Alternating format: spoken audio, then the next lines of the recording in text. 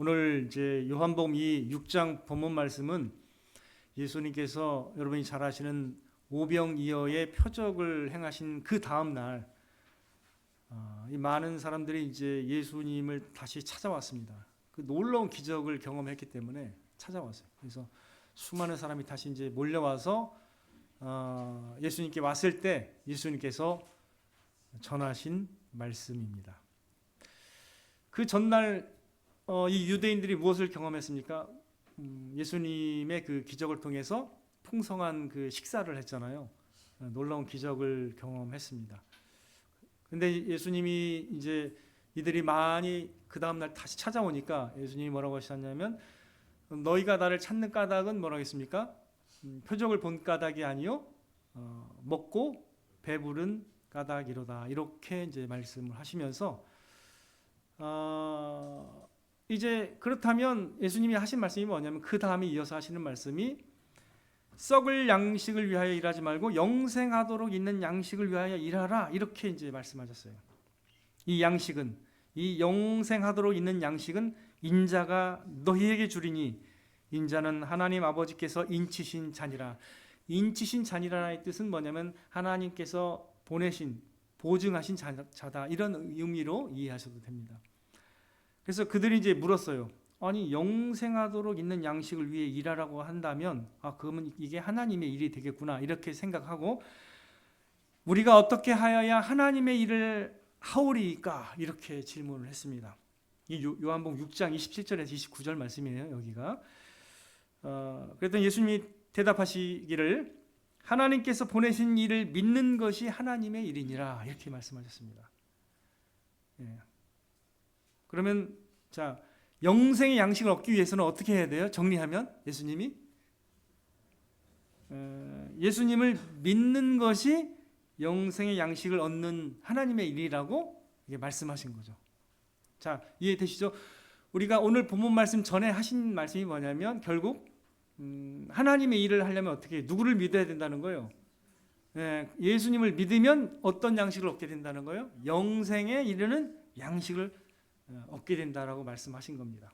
자, 그러면 이 먹는 것에서 어떤 걸로 이제 이렇게 전환이 된 거예요? 예수님이 전하신 것은 먹는 것에서, 우리가 이 땅에서 먹는 거 중요하잖아요. 먹고 살기 위해서 일하잖아요, 그죠? 근데 그걸 갖다가 영원한 생명으로 이렇게 복음을 전하셨어요. 그 다음에 이렇게 하신 말씀입니다. 그 다음에 하신 말씀이라. 자, 그러면 예수님을 믿는 것이 영생하도록 있는 양식을 얻는 일이라는 거예요. 일단 이건 기억하고 계셔야 됩니다. 그런 다음에 예수님이 하신 말씀이 오늘의 말씀입니다. 내가 하늘에서 내려온 살아있는 떡이라고 말씀하시면서, 사람이 이 떡을 먹으면 어떻게 된다고요?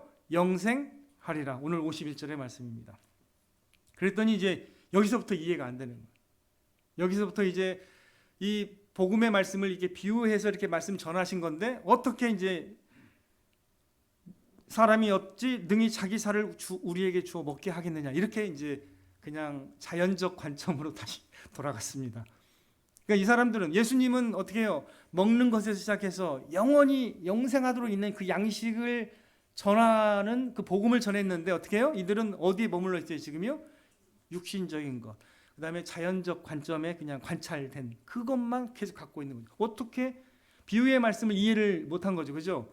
어떻게 자기 살을 우리에게 주어 먹게 하겠느냐, 이렇게 이제 말씀하시는 거예요. 자, 53절에 이렇게 말씀하십니다. 예수께서 이르시되 내가 진실로 진실로 너희에게 이르노니 인자의 살을 먹지 아니하고 인자의 피를 마시지 아니하면 너희 속에 생명이 없느니라, 이렇게 말씀하세요.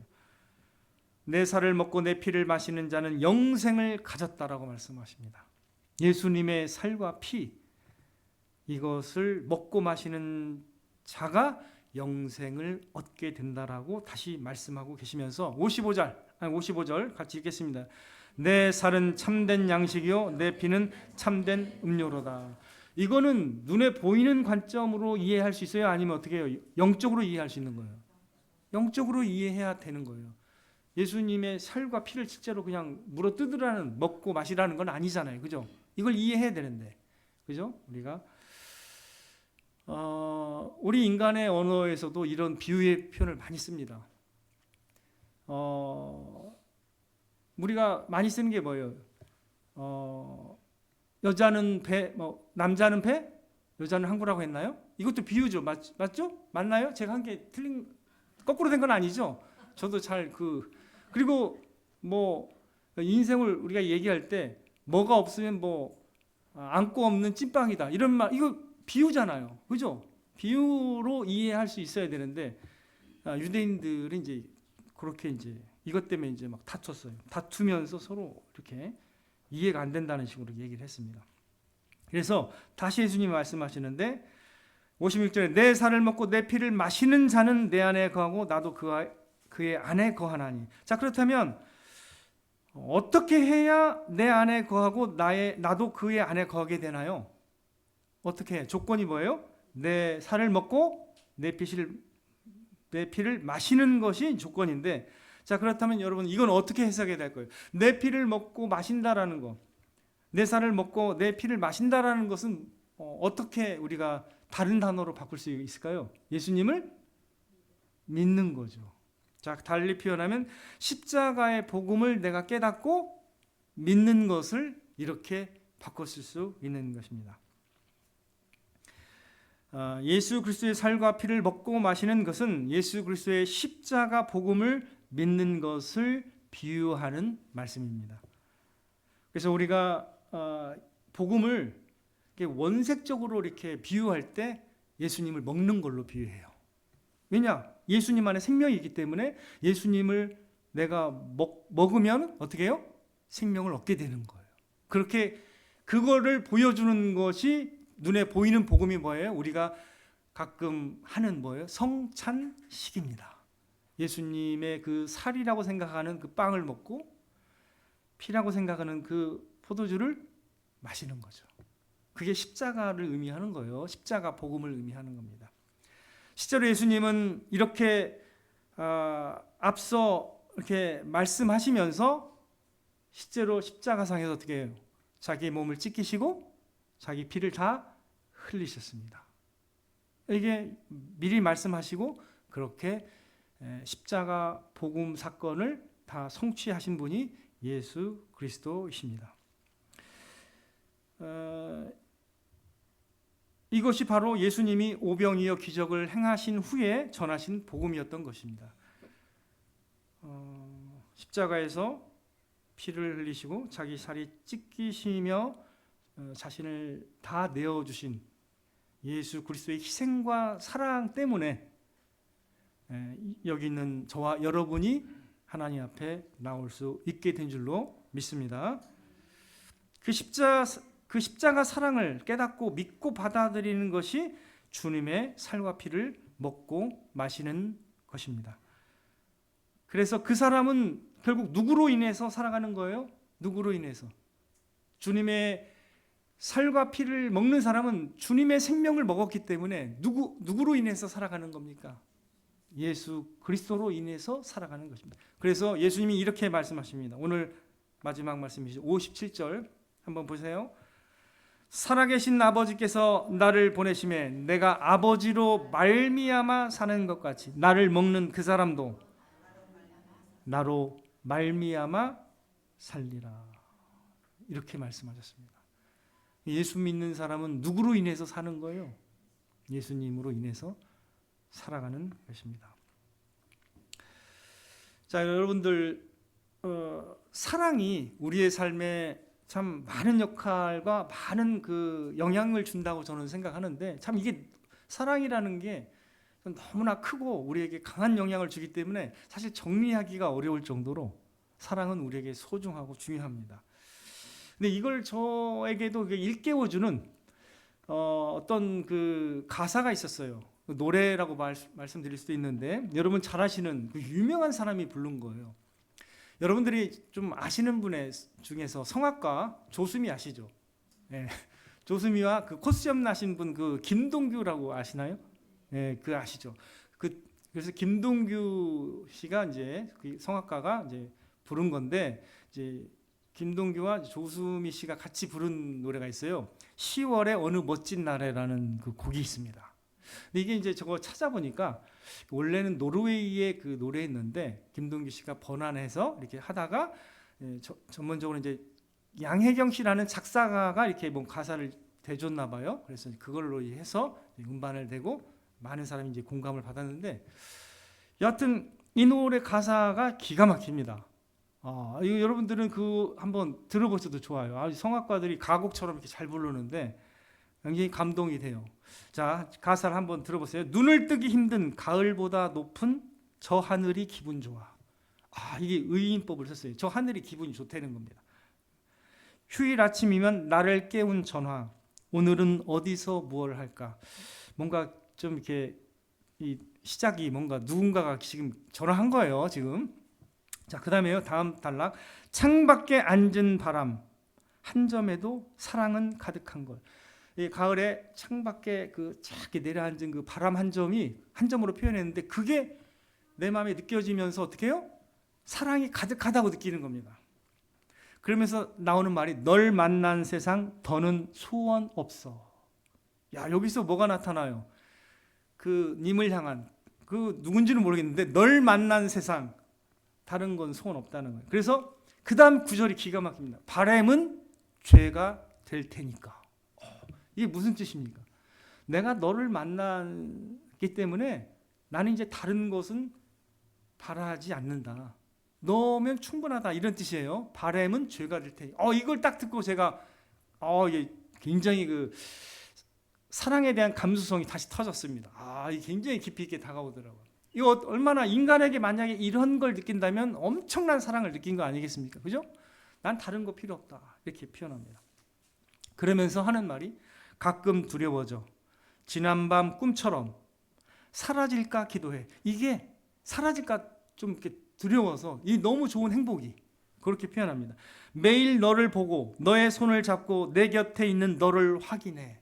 여기서 안정감을 느끼죠. 매일 이제 있으니까 너무 감사한 거예요. 그죠? 자, 그 다음에 아까 표현했던 그게 다시 한번 반복이 되면서, 그 다음에 이제 중요한 구절이에요. 하이라이트에 가서는, 노래의 하이라이트에 가서는 어떻게 표현이 나오냐면, 살아가는 이유, 꿈을 꾸는 이유 모두가 너라는 걸. 살아가는 이유라고 이렇게 표현했습니다. 이건 최고의 표현입니다. 내가 살아가는 이유가 누구예요? 그러니까 그 대상입니다. 그 사람이 있음으로써 내가 삶의 의미와 그 삶의 그 어떤 충만함을 느끼고 행복을 느끼는 거예요. 그래서 그 사람이 내가 살아가는 이유가 되는 거예요. 놀라운 표현입니다. 꿈을 꾸는 이유 모두가 너라는 걸. 그 사람 때문에 날마다 막 그냥 사모하는 마음으로 꿈을 꾸고, 이런 혹시 애틋한 그 사랑을 아직 전혀 아직 감이 안 오신 분들은 기도해야 됩니다. 좀 이렇게 사랑에 대한 감수성이 좀 더 예민해지면서 또 풍성해질 수 있도록. 제가 대학교 때 그랬습니다. 죄송합니다. 여기 부인이 계시는데 이런 설교 시간에 죄송합니다. 여하튼 그럴 때가 있었습니다. 꿈에 계속 나타나는 거예요.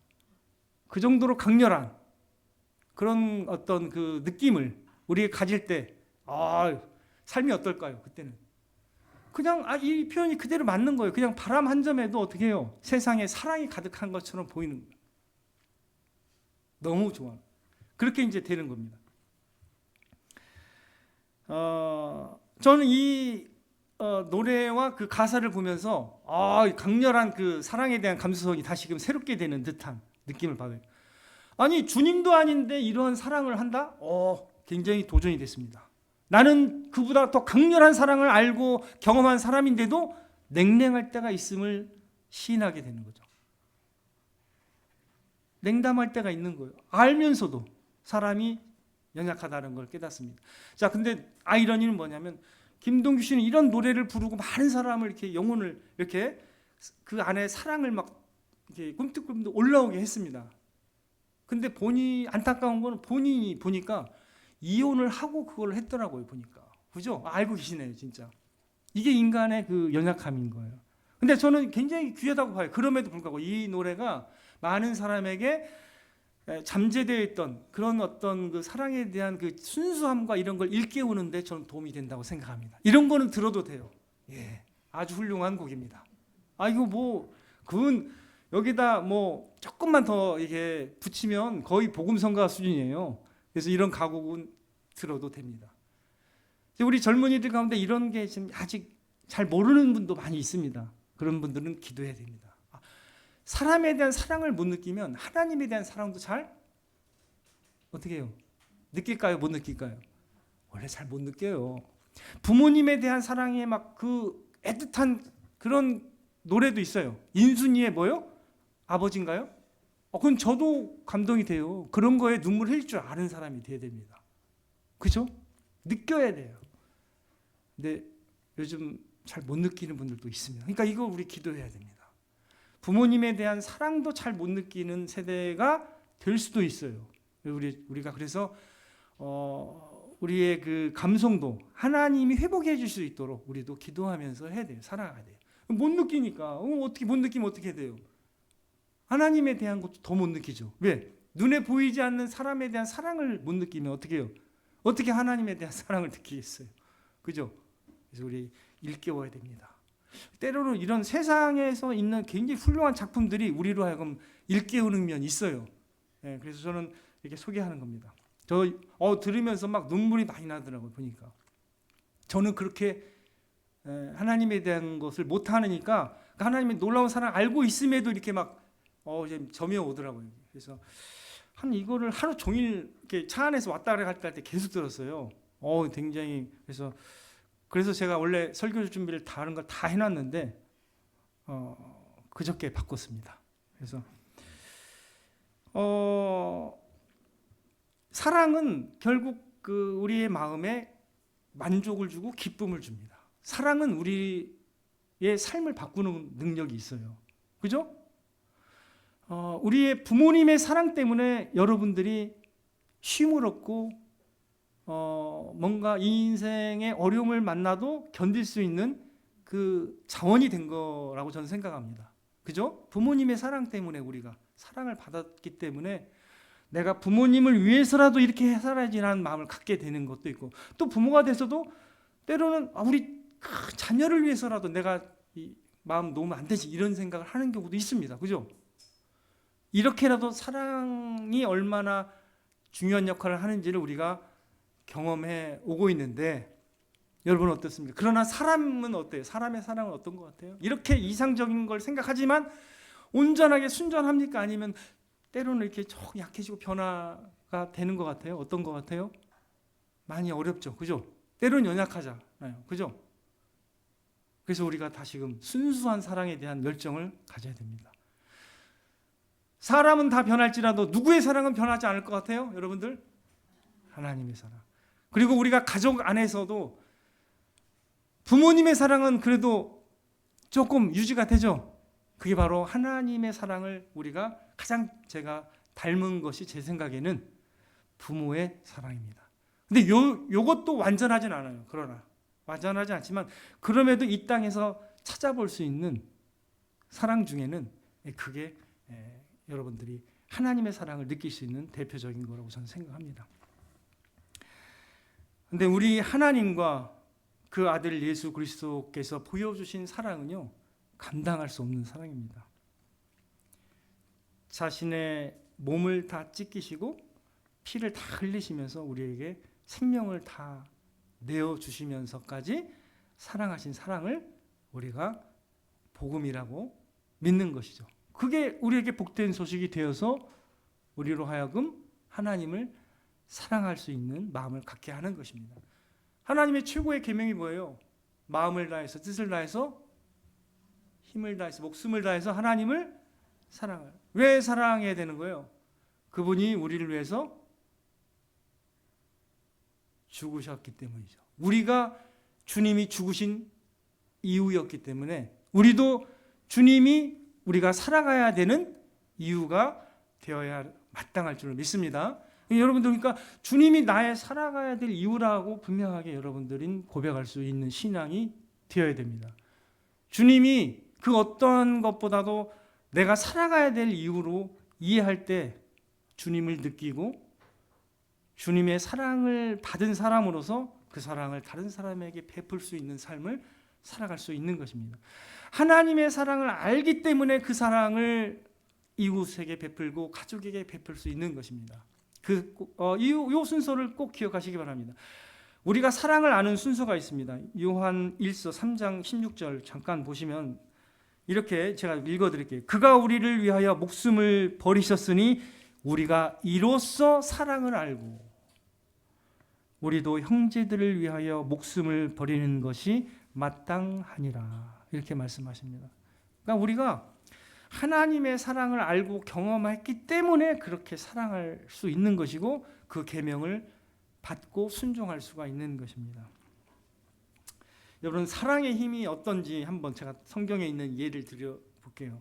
야곱의 형이 이제 막 죽이려고 했기 때문에 어떻게 했어요? 야곱이 빨리 바단 아람으로 도망갔습니다. 외삼촌이긴 하지만 그래도 너무 멀기 때문에 젊은 나이에 부모를 떠나서 갔기 때문에 굉장히 외롭고 힘듭니다. 근데 그 양치면서 살았거든요. 굉장히 일을 많이 하면서. 근데 그때 7년을 양치면서 살았는데 뭐 때문에 견딘 줄 아세요? 누구 때문에 견뎠어요? 라헬 때문에.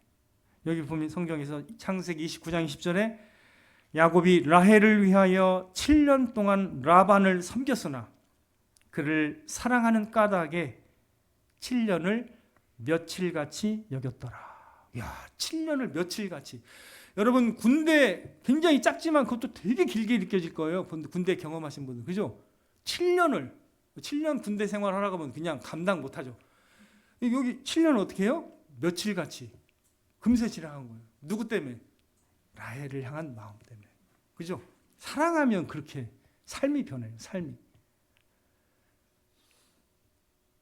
그렇다면 누구의 사랑을 모르면 이렇게 삶이 무덤덤해지고 무의미해질까요?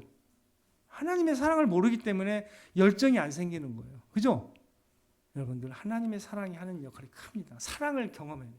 부모님의 사랑, 그 두 번째로 부모님의 사랑을 경험해야 되고, 세 번째로 누구의 사랑을 경험해야 될 거예요. 나와 인생의 동반자의 사랑을 경험하는 사람이 가장 심령이 평안하고 안정적입니다. 그래서 부부관계가 좋으신 분들 보면 이게 안정이 돼 있어. 사람에 대한 관심도 많고 훌륭한 거예요. 여기 계신 훌륭한 분이 많이 계시는데 그렇습니다. 진짜로. 사랑을 아는 분들이 다른 사람을 향한 관심과 사랑을 줄 수가 있어요. 그죠? 그래서 여러분들, 사랑이 얼마나 중요한지를 아셔야 됩니다. 근데 우리는 살아가야 될 이유, 가장 큰 이유가 뭐예요? 누구의 사랑을 받았기 때문에 살아갈 이유가 생기는 거예요. 그렇죠. 주님의 사랑. 이거는 변치 않는 영원한 사랑입니다. 그 사랑 때문에 저와 여러분이 이 자리에 있는 줄 믿습니다. 살아가야 될 이유, 거기서 찾아야 됩니다.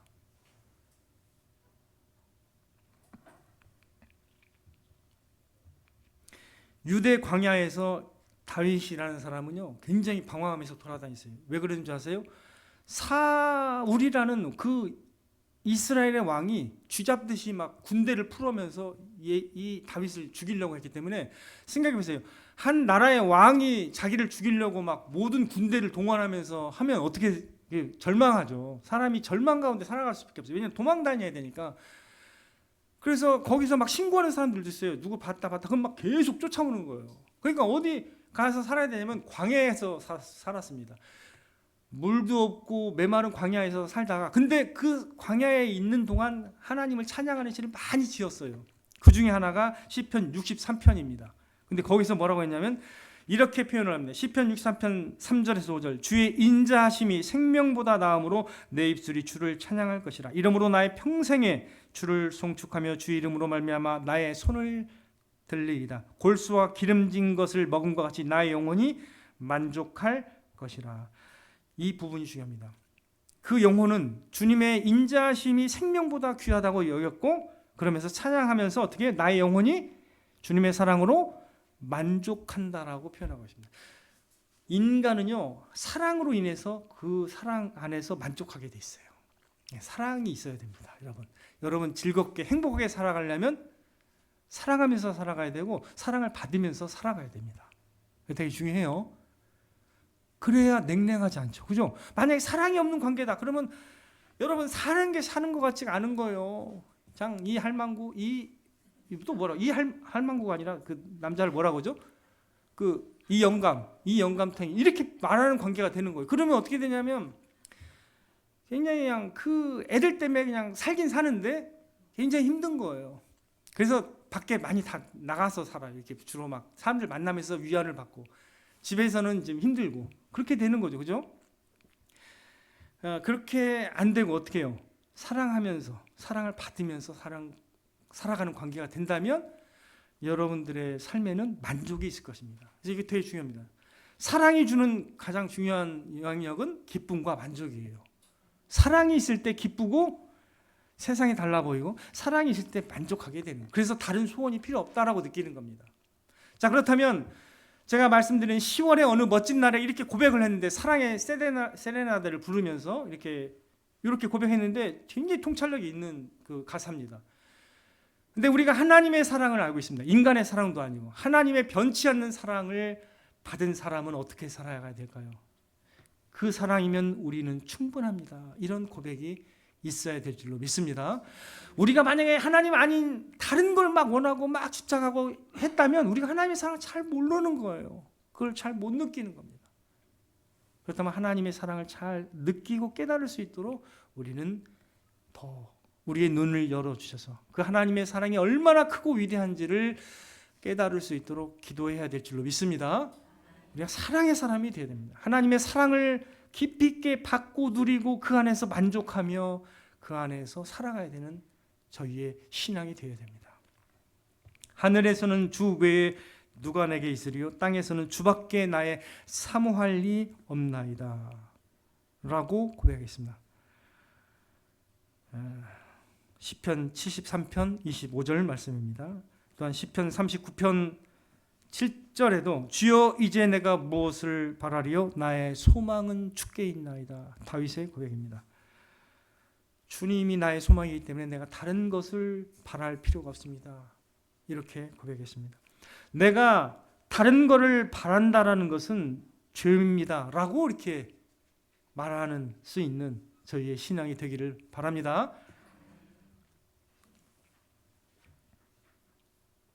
주님은 저와 여러분을 끝까지 사랑하십니다. 우리가 신실하지 못하는 그 순간까지도 주님은 우리를 받으시고 우리를 끝까지 사랑하시는 주님이신 줄 믿으시길 바랍니다.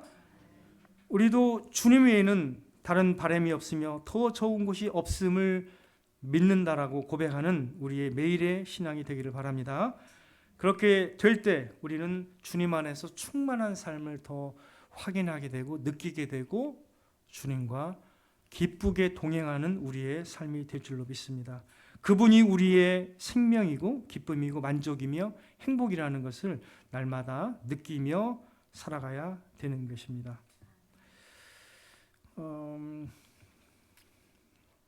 특별히 우리의 연약함이 우리가 살아가면서 나타날 때가 있습니다. 그때는 우리가 신실하지 못했음을 느끼게 됩니다.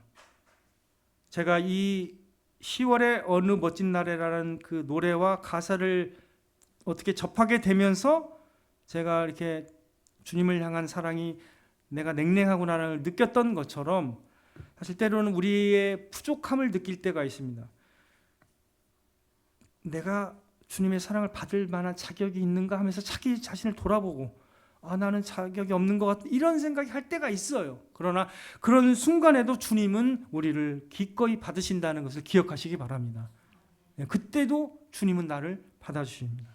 주님이 여러분의 옆에 계신다는 것을 잊지 마시기 바랍니다. 그래서 주님이 우리의 살아가야 될 이유입니다라고 다시금 고백할 수 있는 저희의 신앙이 되기를 바랍니다. 주님이 우리의 삶의 이유가 되셔야 마땅합니다. 왜 그래요? 우리가 주님이 죽으신 이유이기 때문입니다. 주님도 우리가 이유가 돼서 주님이 죽으셨기 때문입니다. 그렇다면 우리도 주님을 위해 살고 주님을 위해서 죽는 우리의 신앙이 되어야 마땅하겠습니다. 그런 신앙으로 주님을 더욱 사랑하시면서 주님의 이 십자가 사랑 안에서 풍성한 기쁨을 누리시는 저와 여러분들 되시기를 주님의 이름으로 축원을 드립니다.